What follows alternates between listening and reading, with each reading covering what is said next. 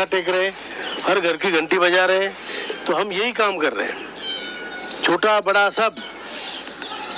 सबको हमने मतलब मान लिया कि भैया तुम ही हो, हमारा कल्याण करो। तो ये हम यहाँ पे कर रहे हैं और इसमें हमें कोई दिक्कत नहीं लगती, क्योंकि जिसको इज्जत नहीं उसको दिक्कत नहीं। हमको कोई इज्जत है ही नहीं, तो दिक्कत क्या किस चीज़ की। तो हम अपना कर रहे हैं, ये मान अपमान की कोई बात नहीं है। हम सामूहिक कार्य कर रहे हैं, सामाजिक कार्य कर रहे हैं, इसलिए हमें इसका कोई खेद नहीं कि हमारा कोई अपमान होता है या हमें कोई बुरा कहता है या अच्छा कहता है। सभी लोग ये जानने के इच्छुक हैं कि 21 फरवरी की मीटिंग के बाद क्या हुआ और पेंशन बढ़ोतरी के प्रस्तावों पर ताज़ा स्थिति क्या है। एनएसी के राष्ट्रीय अध्यक्ष कमांडर अशोक राउत जी अपनी टीम के साथ इसी की पड़ताल में आजकल दिल्ली में डेरा डाले हैं और इस प्रक्रिया में शामिल सभी मंत्रालयों, ऑफिसों और अधिकारियों से निरंतर संपर्क साध रहे हैं। पिछले कुछ दिनों में की गई पड़ताल की रिपोर्ट इस वीडियो में है। वीडियो को देखने से पहले एक गुजारिश है, अगर आपने अभी तक इस चैनल को सब्सक्राइब न किया हो तो पहले सब्सक्राइब ज़रूर कर दें। 9 फरवरी से जो मीटिंग हुई उसकी रिपोर्ट आपको पहले ही दी जा चुकी है, जिसके बाद 21 फरवरी को एक अहम बैठक होनी थी जिसमें एनएसी और ईपीएफओ के प्रस्तावों को फाइनल किया जाना था। इस मीटिंग में लिए गए निर्णयों की पूरी जानकारी के लिए फ़ोन पर कई बार संपर्क किया गया। जब पूरी रिपोर्ट और स्थिति क्लियर नहीं हुई तो महाराष्ट्र से कमांडर साहब, राजावत जी और पाटिल जी की टीम दिल्ली में आकर जम गई। विभिन्न सूत्रों से इन प्रस्तावों पर हो रही प्रगति की जानकारी की ली गई। सांसदों से मिलकर उनके माध्यम से कई मंत्रियों और वरिष्ठ अधिकारियों के अपॉइंटमेंट लिए गए।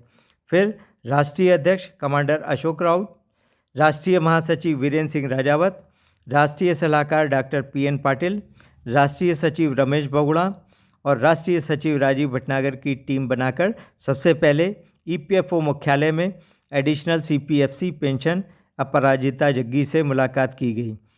उन्हें ही प्रस्तावों को अंतिम रूप देने की जिम्मेदारी दी गई थी और 15 फरवरी को एनएसी की उन्हीं के साथ बैठक हुई थी।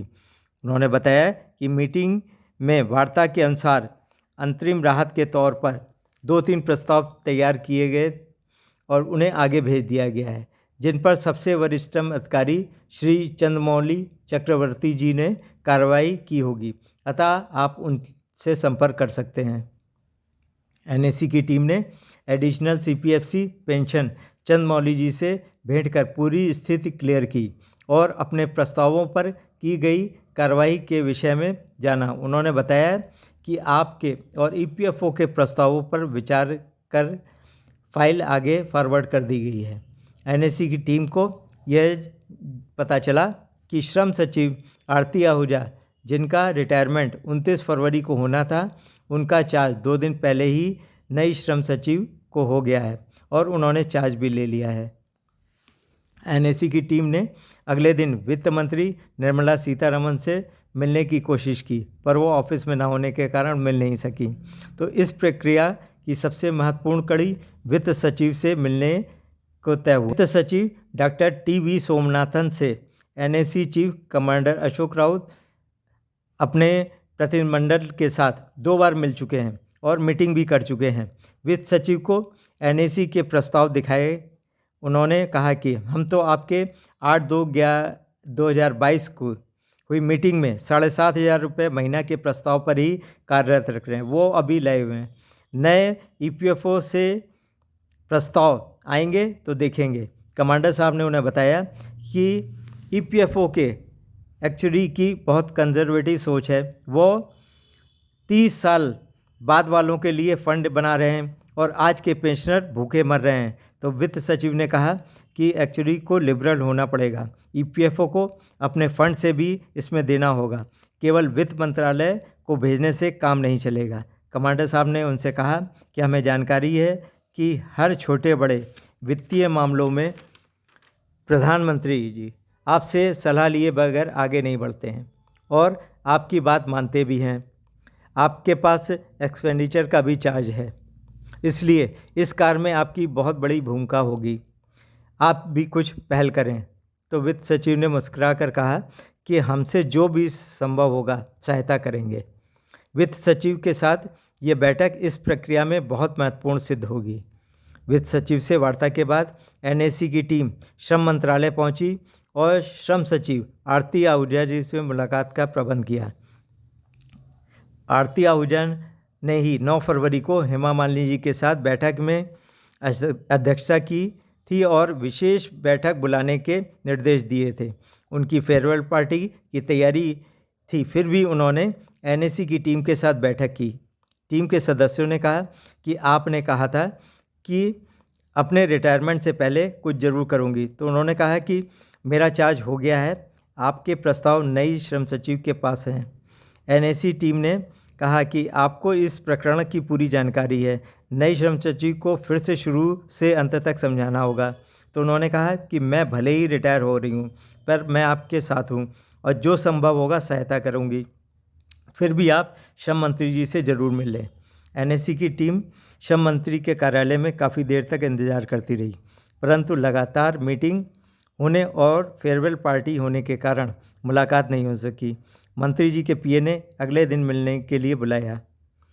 संघर्ष समिति की दिल्ली यूनिट की एक मीटिंग भी तालकटोरा गार्डन में आयोजित की गई, जिसमें कुछ सुझाव आए। उनके अनुसार एनएसी की टीम पेंशन बढ़ोतरी की प्रक्रिया में शामिल लगभग सभी लोगों से मिल चुकी है।